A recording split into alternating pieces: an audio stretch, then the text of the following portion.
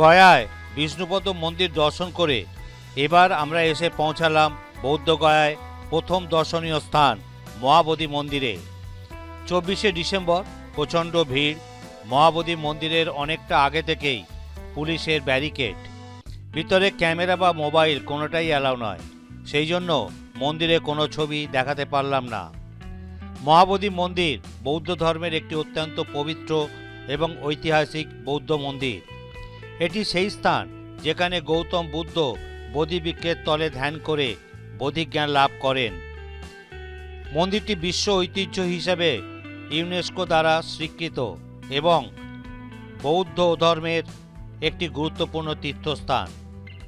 Mahabodhi temple দর্শন করার পর আরও কিছু দর্শনীয় স্থান ঘুরে দেখার জন্য একটা টোটো ভাড়া করে নিই। ভাড়া নেয় 200 টাকা। আমরা মেটা বুদ্ধার সামনে আছি, বুদ্ধারাম টেম্পল। বুদ্ধগয়ায় এটা আমাদের দ্বিতীয় দর্শনীয় স্থান। মেটা বুদ্ধারাম মন্দিরটি থাই মন্দিরের আদলে স্থাপত্যশৈলী দেখা যায়।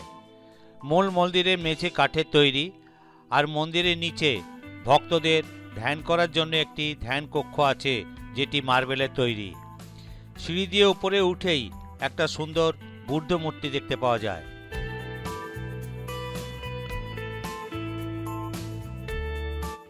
মহাবোধি সাংস্কৃতিক কেন্দ্র।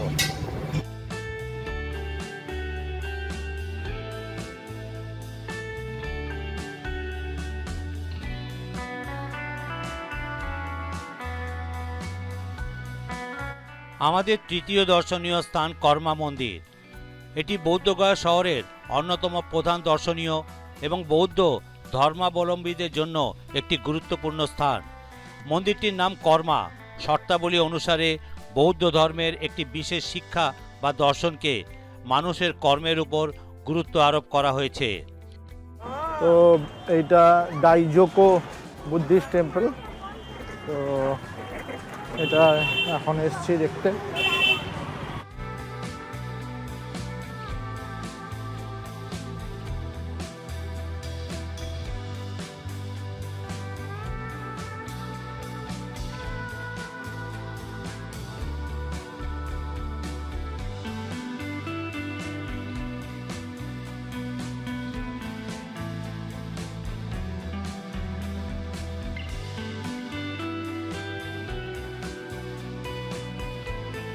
এটি আমাদের চতুর্থ দর্শনীয় স্থান ভগবান বুদ্ধের মূর্তি, যা বৌদ্ধগয়ায় দাইজকীয় বৌদ্ধ মন্দিরে ধ্যান অবস্থানে অবস্থিত।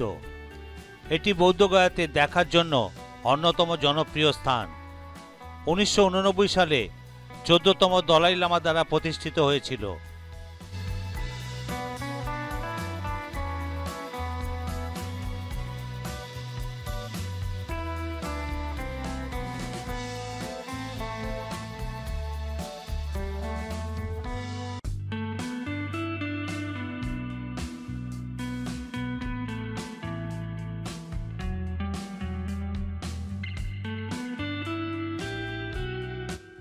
তো আমরা দ্য গ্রেট বুদ্ধা স্ট্যাচুর সামনে এখন। এটার উচ্চতা 80 ফুট।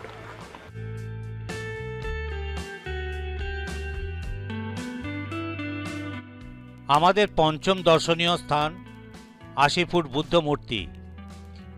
জাপানে দাইজকীয় সম্প্রদায়ের দ্বারা বৌদ্ধগয়ায় 25 মিটার মহান বুদ্ধ মূর্তিটি স্থাপন করা হয়েছে। ভগবান বুদ্ধের মূর্তিটি একটি পদ্ম ফুলের উপর ধ্যানমগ্ন। মহান বুদ্ধ মূর্তির প্রতিষ্ঠা এবং উন্মোচন হয়েছিল মহামতি দলাই লামার উপস্থিতিতে 18ই নভেম্বর 1989 সালে। মহাবোধি মন্দিরের পাশে যা একটি বিশ্ব ঐতিহ্যবাহী স্থান। স্থানীয় লোকেদের কাছে এটি 80 ফুট বুদ্ধ মূর্তি নামে পরিচিত। দাইজকীয় গ্রেট বুদ্ধ মূর্তি নির্মাণ সম্পূর্ণ করতে প্রায় 7 বছর সময় লেগেছিল। পরিদর্শনের সময় সকাল 7টা থেকে দুপুর 12টা এবং দুপুর 2টো থেকে সন্ধ্যা 6টা পর্যন্ত। এই পাশে 5টা মূর্তি এবং ওই পাশে 5টা। আর এইখানে একটা কলসি বড়।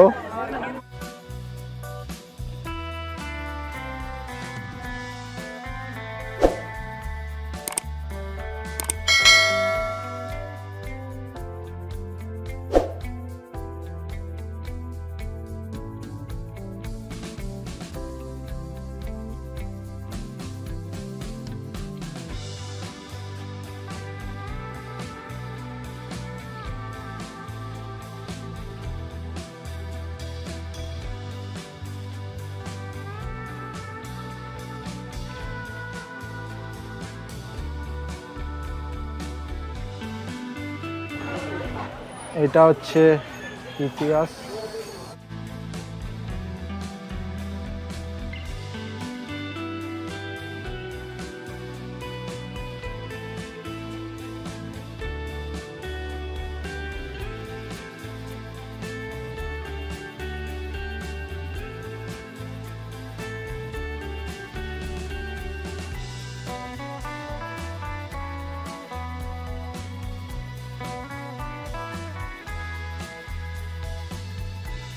এবার আমাদের ষষ্ঠ দর্শনীয় স্থান পালুল নামদ্রলিং মন্দির।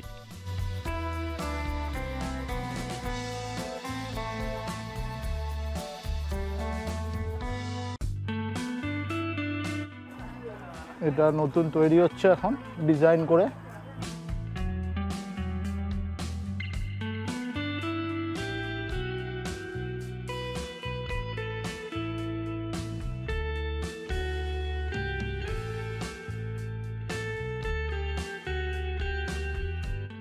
এটি একটি গুরুত্বপূর্ণ বৌদ্ধ মন্দির এবং তিব্বতী বৌদ্ধদের ধর্মীয় কেন্দ্র।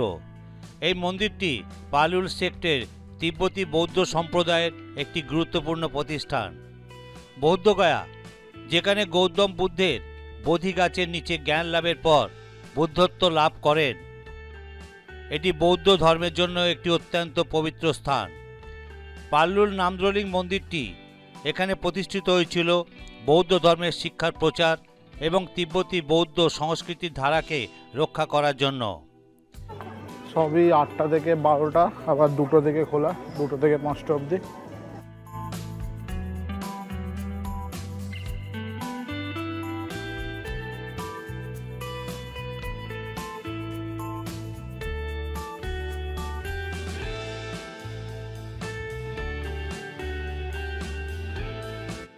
মন্দিরটির প্রধান আকর্ষণ হলো তার বিশাল সোনালী বুদ্ধ মূর্তি, যা মন্দিরের কেন্দ্রে স্থাপিত। এছাড়াও এখানে একটি মনাস্ট্রি রয়েছে, যেখানে শিক্ষার্থী এবং মঠের সন্ন্যাসীরা তিব্বতী বৌদ্ধ দর্শন ও ধ্যান শিক্ষার জন্য আসে।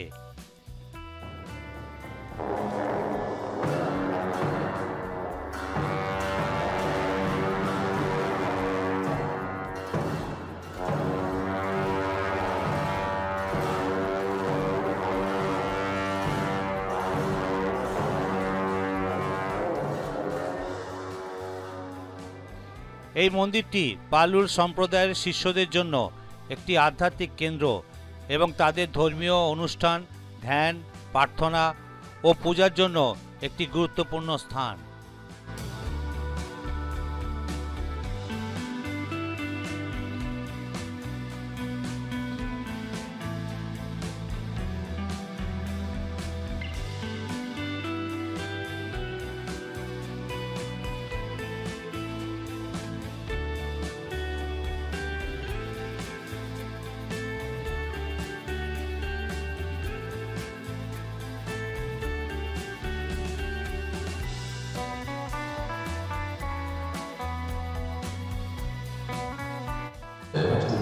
বুদ্ধর প্রত্যেকটা রূপ এখানে তুলে ধরা আছে।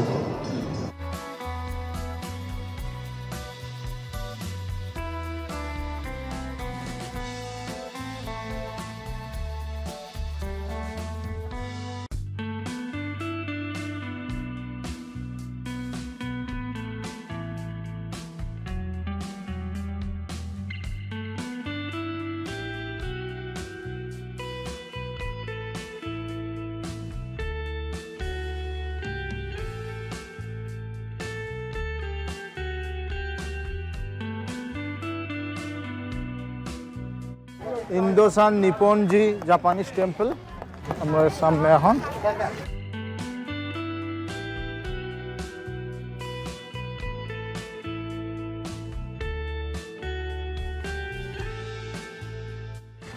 প্রচুর গোলাপ হয়ে আছে এখানে, পিঙ্ক কালারের আর গোলাপি। ছুটির সময় বলে যেখানেই যাচ্ছি আমরা স্কুলের স্টুডেন্টদের দেখতে পাচ্ছি। এটি ইন্দোসান নিপ্পনজি জাপানিজ টেম্পল, যেটা আমাদের সপ্তম দর্শনীয় স্থান। ভারতীয় বৌদ্ধ ধর্মের একটি গুরুত্বপূর্ণ মন্দির, যা জাপানি বৌদ্ধদের দ্বারা প্রতিষ্ঠিত হয়েছে। এই মন্দিরটি বৌদ্ধগয়া শহরে অবস্থিত, যা গৌতম বুদ্ধের বোধি গাছের স্থান হিসেবে পরিচিত এবং বৌদ্ধ ধর্মের সবচেয়ে পবিত্র স্থানগুলির মধ্যে একটি। মন্দিরটি জাপানি বৌদ্ধদের শিনগন সেক্টের অনুসারীদের দ্বারা পরিচালিত হয়। এটি 1970 সালে প্রতিষ্ঠিত হয় এবং এর উদ্দেশ্য হল বৌদ্ধগয়া অঞ্চলে জাপানি বৌদ্ধ ধর্মের শিক্ষা ও প্রচারের কাজ করা। মন্দিরের স্থাপত্য স্টাইলটি জাপানি বৌদ্ধ মন্দিরের প্রচলিত শৈলী অনুসরণ করে, যা বিশেষত তার সুন্দর কাঠামো এবং শাখাকার ছাদের জন্য পরিচিত। এখানে একটি বড় আয়তনের বুদ্ধ মূর্তি এবং অন্যান্য বৌদ্ধ প্রতীক রয়েছে। মন্দিরটি তীর্থযাত্রী এবং পর্যটকদের জন্য একটি আধ্যাত্মিক স্থান, যেখানে তারা শান্তি এবং ধ্যানের মাধ্যমে নিজেদের মনকে শুদ্ধ করার চেষ্টা করে। এছাড়াও মন্দিরে নিয়মিত প্রার্থনা ও ধর্মীয় অনুষ্ঠানও অনুষ্ঠিত হয়। ইন্দোসান নিপ্পনজি জাপানি মন্দিরটি বৌদ্ধগয়া অঞ্চলে আন্তর্জাতিক বৌদ্ধ সম্প্রদায়ের মধ্যে একটি গুরুত্বপূর্ণ স্থান হিসেবে বিবেচিত। তো আমরা এখন রয়্যাল ভুটানিস টেম্পলের কাছে এসে পৌঁছেছি। এটি আমাদের অষ্টম দর্শনীয় স্থান। ভারতের বিহার রাজ্যে বৌদ্ধগয়ায় অবস্থিত একটি গুরুত্বপূর্ণ ভুটানি বৌদ্ধ মন্দির।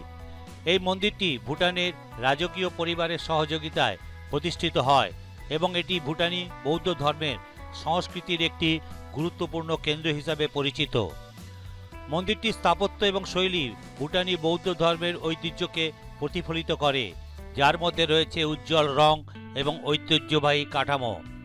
মন্দিরের ভিতরে একটি বড় বুদ্ধ মূর্তি এবং অন্যান্য ধর্মীয় প্রতীক। রয়্যাল ভুটান মনেস্ট্রি তীর্থযাত্রীদের জন্য একটি শান্তিপূর্ণ স্থান, যেখানে তারা ধ্যান, প্রার্থনা এবং বৌদ্ধ ধর্মীয় শিক্ষায় নিমগ্ন হতে পারেন। এটি ভুটানি বৌদ্ধ ধর্মের শিক্ষা ও সংস্কৃতির প্রচারক হিসেবে কাজ করে এবং বৌদ্ধ ধর্মাবলম্বীদের জন্য একটি আধ্যাত্মিক স্থান।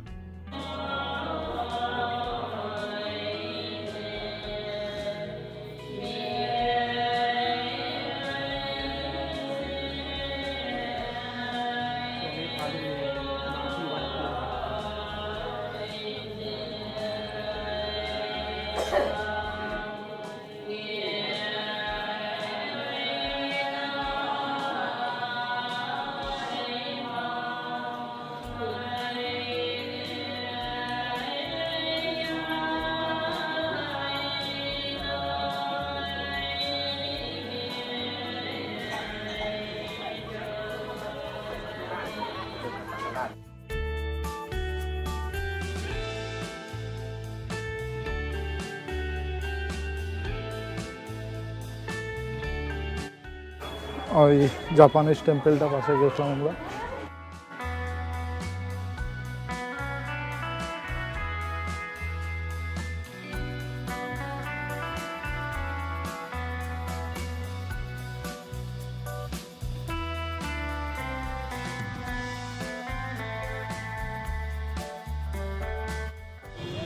তো আমরা এখন থাই মন্দিরের কাছে আছি, ওয়াট থাই বুদ্ধগয়া।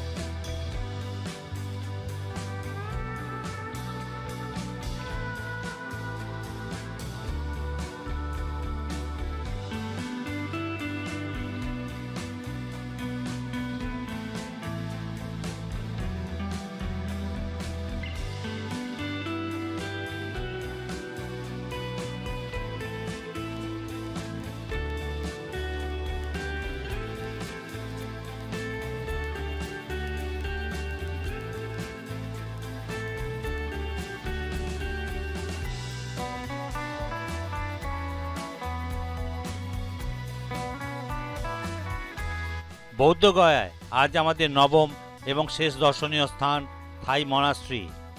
এই মন্দিরটি থাই বৌদ্ধ সম্প্রদায়ের দ্বারা পরিচালিত এবং এটি থাইল্যান্ডের বৌদ্ধ ধর্মীয় সংস্কৃতি ও শিক্ষা প্রচারের জন্য প্রতিষ্ঠিত হয়েছে।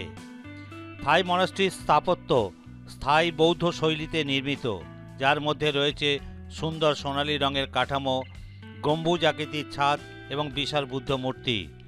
মন্দিরের ভিতরে শান্তিপূর্ণ পরিবেশ এবং আধ্যাত্মিক প্রশান্তি পাওয়া যায়, যা তীর্থযাত্রীদের মন ও আত্মাকে শুদ্ধ করার জন্য সহায়ক। এই মন্দিরে নিয়মিত প্রার্থনা, ধ্যান এবং বৌদ্ধ ধর্মীয় অনুষ্ঠানও অনুষ্ঠিত হয়। থাই মনাস্ট্রি বৌদ্ধগয়া অঞ্চলে একটি গুরুত্বপূর্ণ ধর্মীয় স্থান হিসাবে পরিচিত।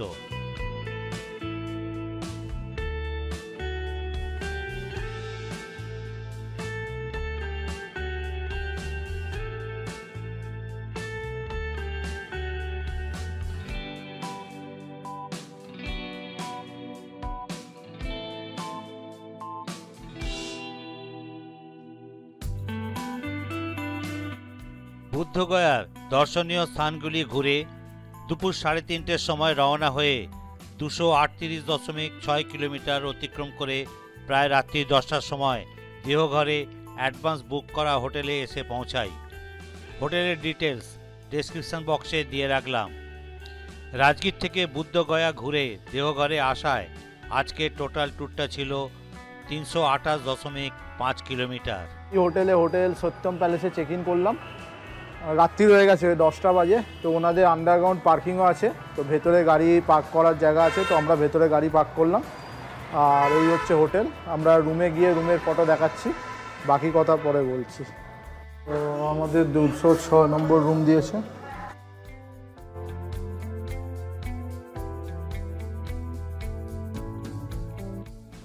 ডিলাক্স রুম, কাবার্ড আছে, এসি, টিভি, এসি, আর এই বাথরুম, গিজার আছে। তো এখন বাজে প্রায় 10টা 10। তো আমাদের অনেক রাত্রি হয়ে গেছে। বুদ্ধগয়া ঘুরে আমরা এই ফিরছি। আগে থেকে রুম বুক করা ছিল, তো এদের রেট হচ্ছে 2115 টাকা করে, ইনক্লুডিং জিএসটি। তো সেই রুম আমরা বুক করেছিলাম অনলাইন থেকে। তো চেক ইন করলাম জাস্ট।